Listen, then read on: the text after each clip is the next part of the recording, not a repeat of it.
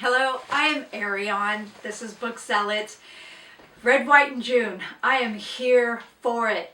I am so happy that somebody has started this, came up with the idea, and decided to do it for the 250th anniversary of the United States of America. I am here for it.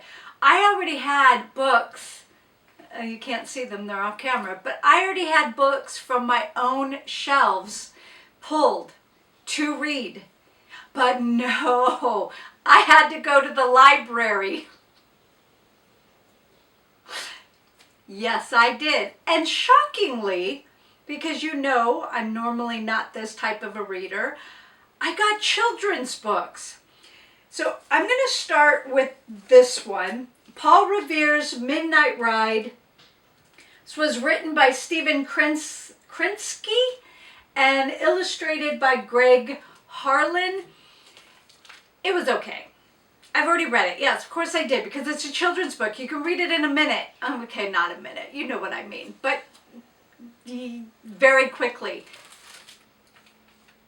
Even, okay, for children, it's great. For adults who already know history, maybe not. It was okay. I'm glad I checked it out. Now I need to return it because I have another book that I need to get, but it's not a children's book, and I'll mention that one later. The Boston Tea Party, this one was, it's a graphic novel. I should have asked if you were sitting down before I said that. It is, I'm sorry, where's the information at? Written by a Matt Doden and illustrated by Charles Barnett III and Dave Hoover. And although I'm not a graphic artist person, reader, that's not my cup of tea, doesn't interest me at all, it is very colorful. Now, what I liked about this book is that there is actually information in this that I was not aware of, including the governor of Boston, who was forcing the colonists to accept, well, part of this was because of the King George III, crazy bat person. Anyway, he was forcing the colonists to accept tea from the Indian Trade Company or something. I'll put the information here. And the merchant that was benefiting from the tax was the governor. I forget his name. What was his name? Governor, the Massachusetts Colony Governor, Hutchinson. Yeah, oh, East India Company. Thomas Hutchinson. What a snake. What a snake. Anyway, so this one, I recommend over that one. This one, yes. Okay. This one, The Eyewitness. Anybody who home educates probably already knows about this book series. So this is DK, Eyewitness, American Revolution. I have not gone through this yet. It says new edition, so does that mean there's new information in here? I'm not sure, but we used these all the time for Prometheus when I home educated him. I'm sure he still has some, because he didn't get rid of all of his home education school books. A lot of them. Even some that I'm like, come on, can we please get rid of these? No. Okay. I know he has one on birds. And I don't know, I'd have to ask him. He has a couple. Then I got Dear America, Love Thy Neighbor, The Tory Diary of Prudence Emerson. And this was, hang on a minute. The information is always in the back about who wrote it. Anne Warren Turner.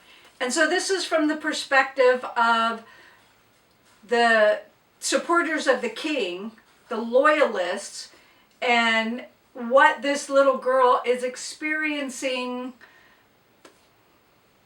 as, you know, following what her parents believe.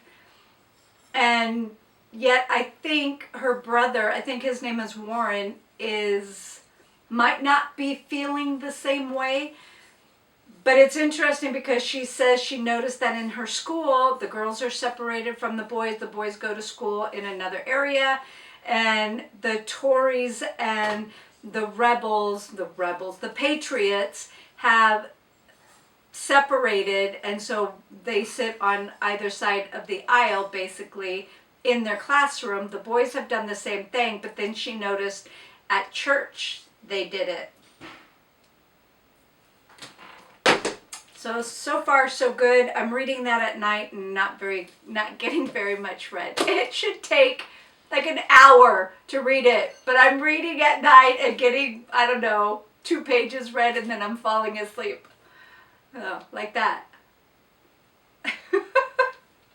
Okay, an adult book. Declaring Independence, Why 1776 Matters by Edward J. Larson. This quotes so many people. It's taking me a long time to read this because I am writing down information. It'd be so much easier if I could just annotate, but it's not my book. This is why I don't like getting library books. However, I'm surprised that they had this. I grabbed it. It is very good. It mentions David McCullough's 1776. It's amazing we won. Okay, it's miraculous. It quite honestly is. And it also mentions, let's see, this author mentions Harlow Giles Unger, whom I have read, but not his Thomas Paine biography. So that's on my TBR. I'm going to have to buy it. There's so much information in here. Right now, it's very much about Thomas Paine, and common sense is quoted extensively, including bits that were left out of the print. Now, I have the book. I have read Common Sense by Thomas Paine. I recommend every American read it. But I wasn't aware of a line in there that was not included, and very much want to know more information about that. So I'm assuming that Harlow Giles Unger might have included that in his biography for Thomas Paine. Then I have Essential Histories, The American Revolution, 1774 to 1783. I have not even started. I have not even begun to read this. And there are colored photos as well as black and white. And the language just sings to me. The language. Okay, so I do have Thomas Paine's War, The Words That Rallied a Nation, and The Founder for Our Time by Jack Kelly. I'm not familiar with this author. I am impressed that not only did Thomas Paine fight in 2 sections, obviously not at the same time, but he fought for one area organization, I forget the name of it, and then he fought for another one in the front lines, and continued to write encouragement to other patriots. These people, so amazing. Then I have, this one doesn't really count because it's kind of irrelevant, Women of the American Revolution by Samantha Wilcoxon. And I mean, other than it being about women during this time period, I really don't know much about it. And yes, it includes pictures. This was Elizabeth Schuyler Hamilton. I don't know who that is. So a whole section, yes please, a whole section of writings and pictures. Now there is a picture in here of Mercy Otis Warren. She was friends with Abigail and John Adams, and she wrote to John pretty much asking, hey, there needs to be protection for the citizens. And I forget which book that is.